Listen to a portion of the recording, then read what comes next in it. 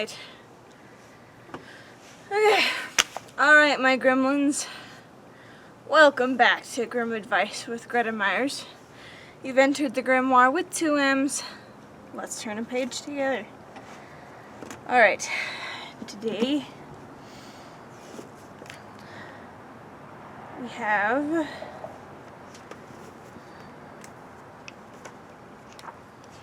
making sure.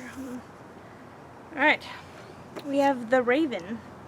Not to be confused with Edgar Allan Poe's The Raven. Although that's a good something or other. But without further ado, the Raven. There was once upon a time a queen who had a little daughter who was still so young that she had to be carried. One day the child was naughty. The mother might say what she liked, but the child would not be quiet. Then she became impatient, and as the ravens were flying around the palace, she opened the window and said, "I wish you were a raven and would fly away, and then I should have some rest."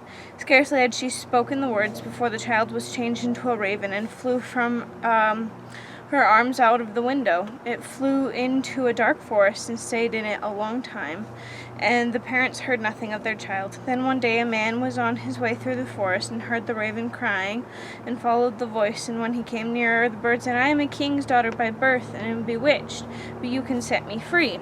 "What am I to do?" asked he.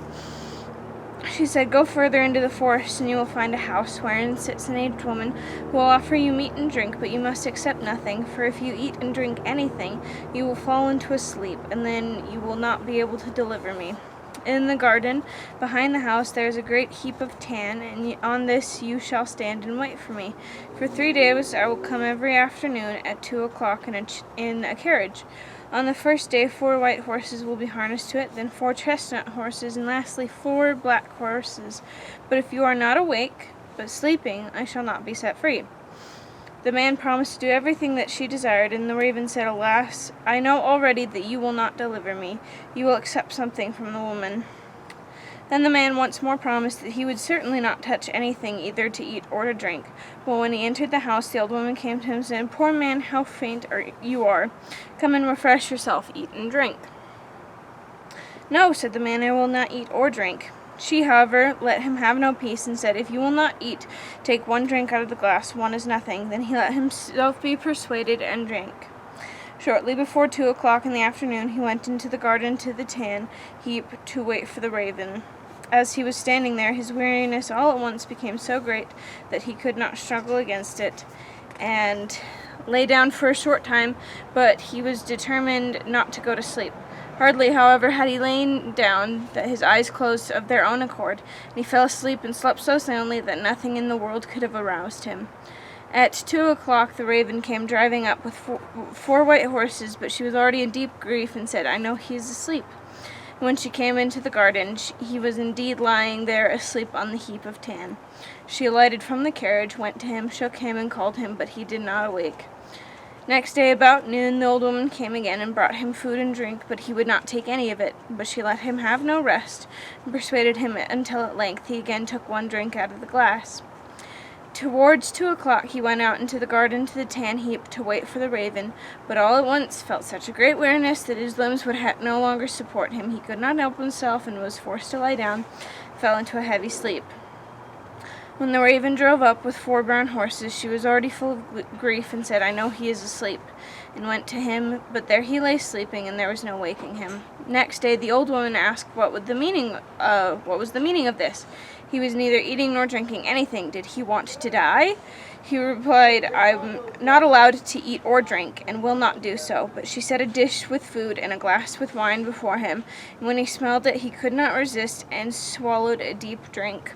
When the time came, he went out into the garden to the heap of tan, and waited for the king's daughter. But he became still more weary than on the day before, and lay down and slept as soundly as if he had been a stone.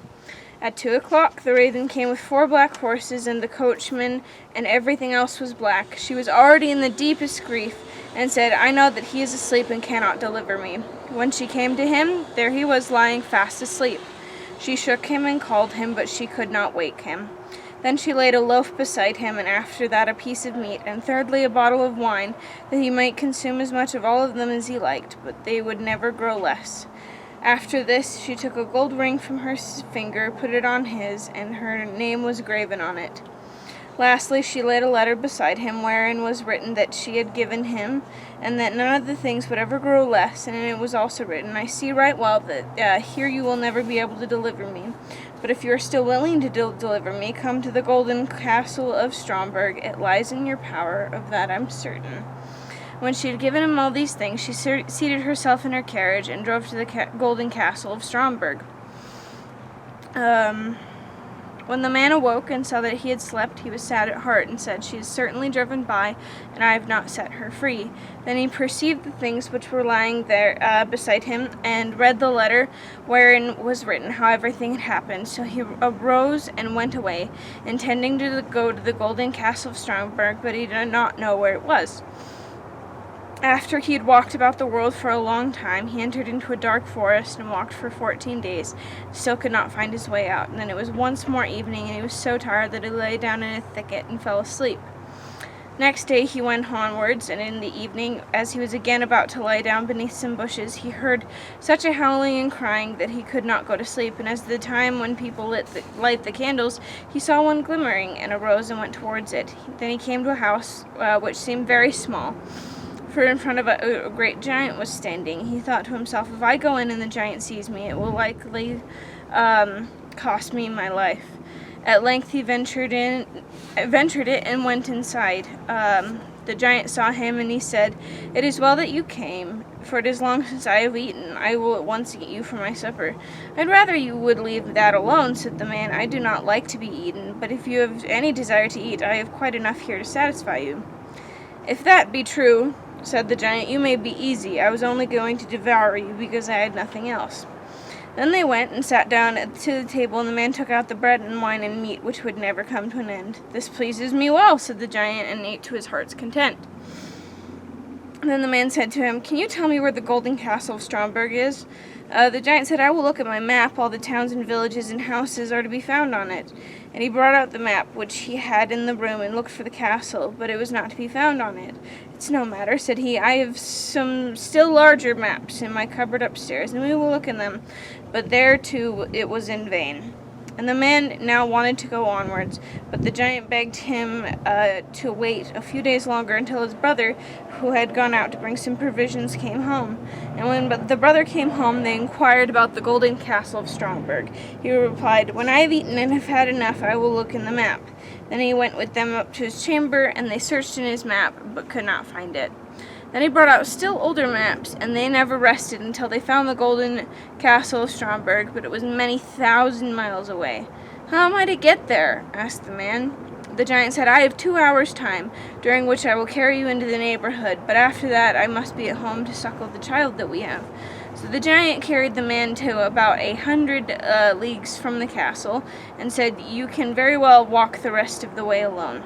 And he turned back. The man, however, went onwards day and night, until at length he came to the golden castle of Stromberg. It stood on a glass mountain, and the bewitched maiden drove in her carriage round about the castle, and then went inside it. He rejoiced when he saw her and wanted to climb up to her, but when he began to do so, he always slipped down the glass again. And when he saw that he could not reach her, he was filled with trouble, and said to himself, I will stay down here below and wait for her. So he built himself a hut, and stayed in it for a whole year, and every day saw the king's daughter driving about above, but never could go to her. Then one day he saw from his hut 3 robbers who were beating each other, and cried to them, God be with you. They stopped when they heard the cry, but as they saw no one, they once more began to beat each other, and that too most dangerously. So he again cried, God be with you.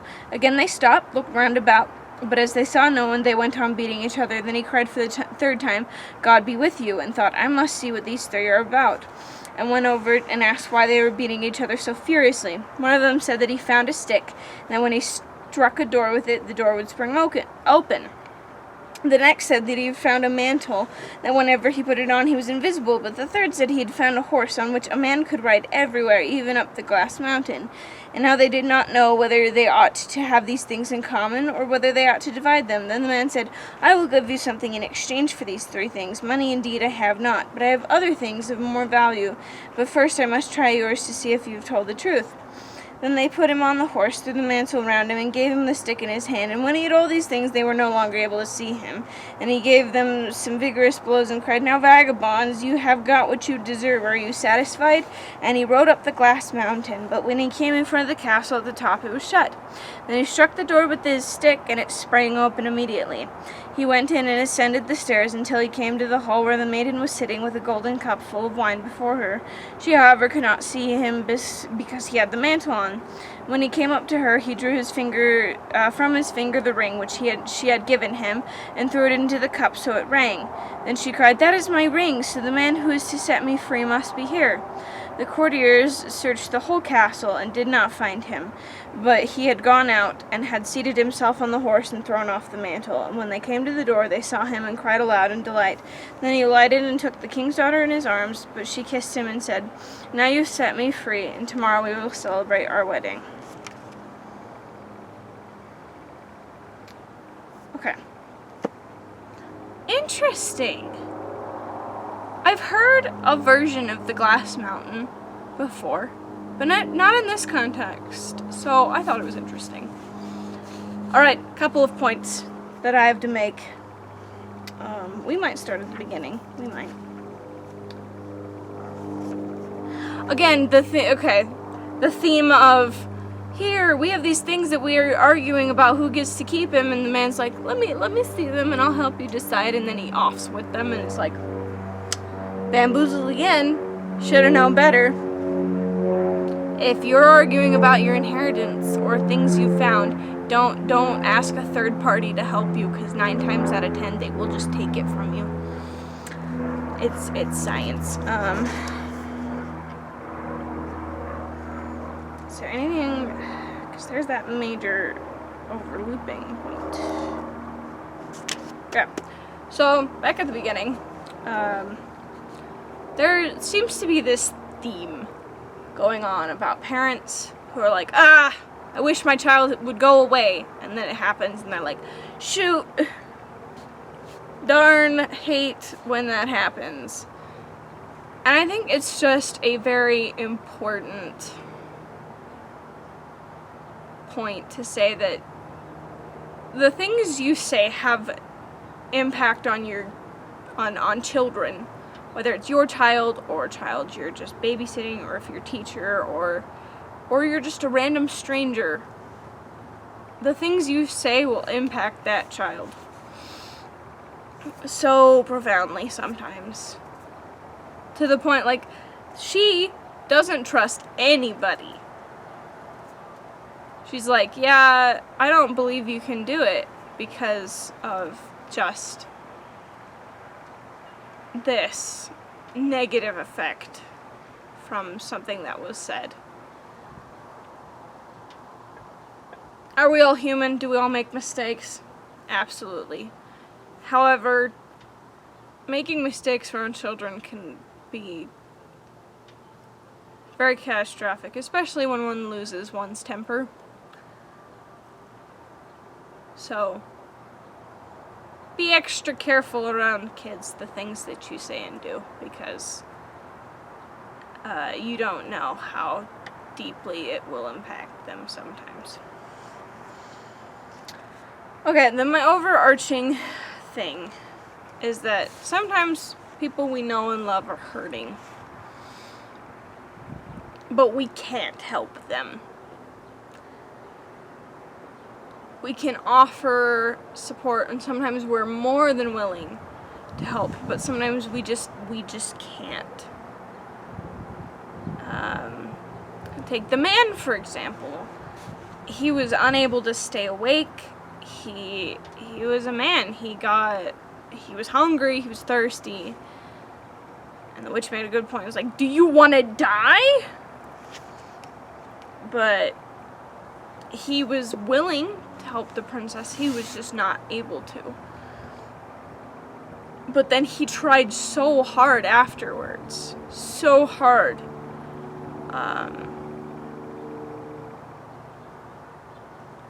He searched everywhere for that castle, and he waited a whole year outside that castle trying to figure out how best to help her. So sometimes we just need to accept, to be willing and available to support those we care about. However, we need to accept that sometimes we can't help them.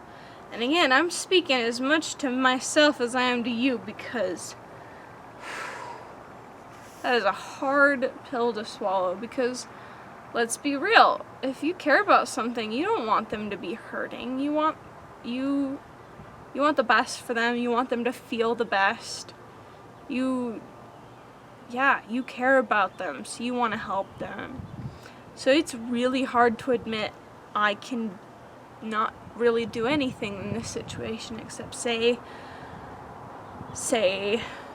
I'm here for you.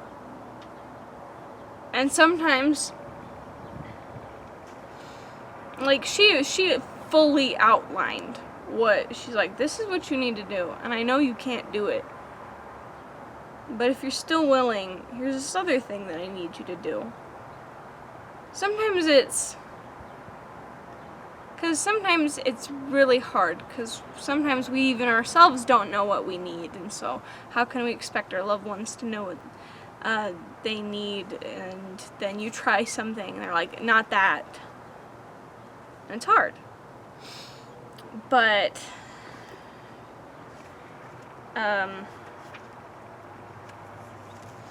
yeah, you know, it's tough.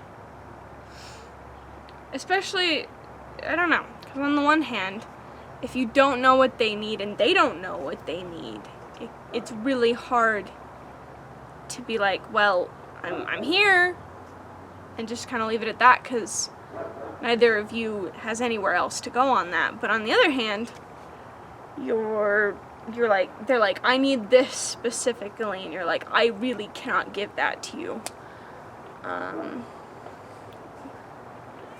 That's hard. It really is hard, especially if you really want to and are willing to. Like, maybe they're like, I need you, and you're like, I'm in a different state right now, or continent, country, or they're like, can you just sit up with me for an hour, and you're like, I have a big test in the morning, and you just can't. You just can't. That's really hard. So and I'm saying it's hard. I'm not saying it's easy to be like, I can't help you. Or I just can't do this specific thing right now. So my advice to you on that is, if you know, I can't do this right now, and even though I love you and I want to support you and be there to help, I can't do X. Or you don't know what you need, and so I just can't do it. I'm just here to offer support. My advice, especially in that the former example where they're like, I need X, and you're like, I really cannot provide X right now. Just don't be rude about it. It's okay to have a boundary and say, I can't do it. I'm sorry. Like, be good to yourself as much as you want to help them. You need to take care of you. You're more important than the story, even if that story is the story of your relationship with this person.